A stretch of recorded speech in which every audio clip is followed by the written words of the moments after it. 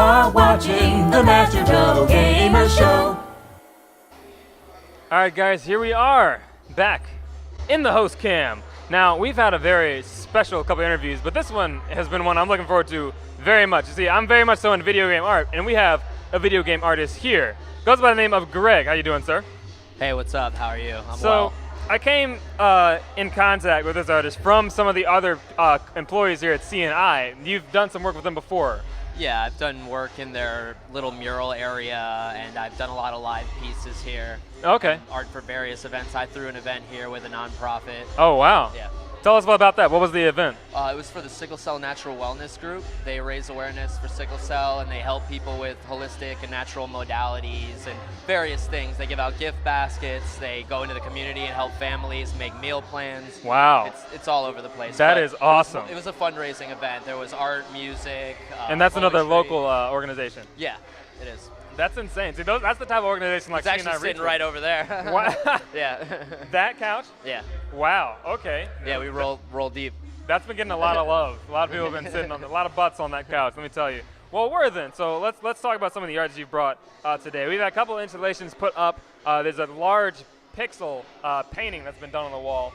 But here we have some graphite and what do you call it? Graph paper? Yeah. Kind of art that's going on here. I'll try to show it to you. I know there may be some glare from the light. We seeing that at home, Cinia? Oh yeah, it's showing up real good.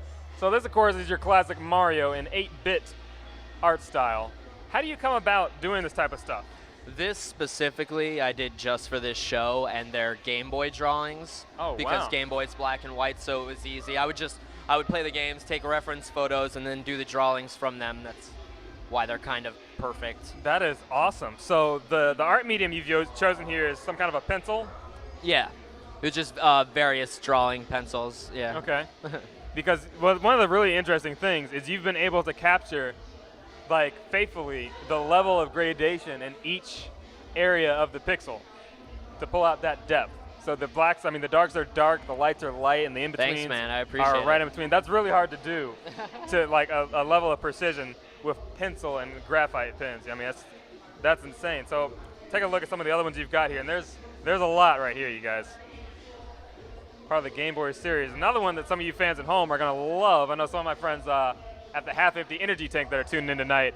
Mega Man. These guys stream a event every January at MagFest called the Mega Manathon, where they play for 4 days just a ton of Mega Man games. Wow, that's awesome. Yeah. I didn't know about this. That's cool. It's really freaking cool. They do it at the MagFest convention up in Baltimore every January. This year it'll be January, I think, 23rd that weekend. And I'll be at that as well, but that is really, really cool. So this one speaks to me. Now the question is, why Mega Man and none of the other Robot Masters? I was kind of just doing main characters. Okay. I did a similar body of work for Tate's, where it was just items from a various plethora of pop culture. So I had like the Mario Fire Flower, I had Dragon Ball, I had the Moon Stick from Sailor Moon. So that was all nice. items. I wanted to do main characters because I just wanted it to stay simple because it's a pop reference image, but I like it to still be conceptual in a sense because I'm a fine artist. Yeah, okay. Not to like be lame or anything. Oh no, but I am. There are days I wish that I could have been Lame. a fine artist. I mean, it's insane. We got Mrs. Pac-Man here. I mean, that is just the detail, man. It's really, really freaking good. I mean, down to the little shading for the lipstick pixels is really awesome. Gracias. So I appreciate it, man. Your background, you say from fine art. Where did you get your degree from? I went to Ringling College of Art and Design. Whoa. In Sarasota. Yeah. No, I've heard of that one. That is, yeah. Uh-huh. That's a good one. Very nice. How long did you go there for? 4 years. Well, as is standard. When did you graduate? I graduated in 2008. Not too bad. So you've been doing this for a little bit then. Yeah, kind of. I manage a collective as well. Okay. And the collective does everything from all of the visual arts to music, video production, and just various methods of creative, you know. That is super, super freaking cool. Like, you're cool, man. How oh well, thank you. How would you say you got started like into doing this type of art? I mean, there's so many different art styles, there's so many different mediums, there's so many different specializations in like fine art. Specifically video game reference, specifically or like pop culture reference things. Yeah.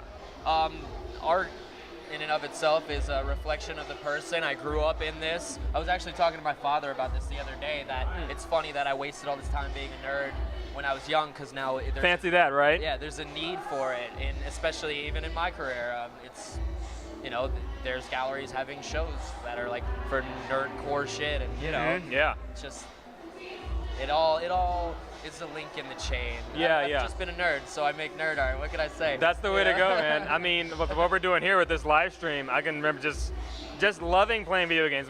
My brother and I, we ran what we called Club Liquid, which was like this little hangout that we would do at a community center, and we would just bring a bunch of video games and set them up. That was back when Halo 1 was really big, do the little LAN parties and stuff, you know, and people would just come and play. And it just amazes me that that type of experience is basically the same thing that's happening here right now. I mean, there is a crowd over there hovering over consoles. We have people sitting on the couch playing games. I'm talking to you. We're on camera. They're in this huge space.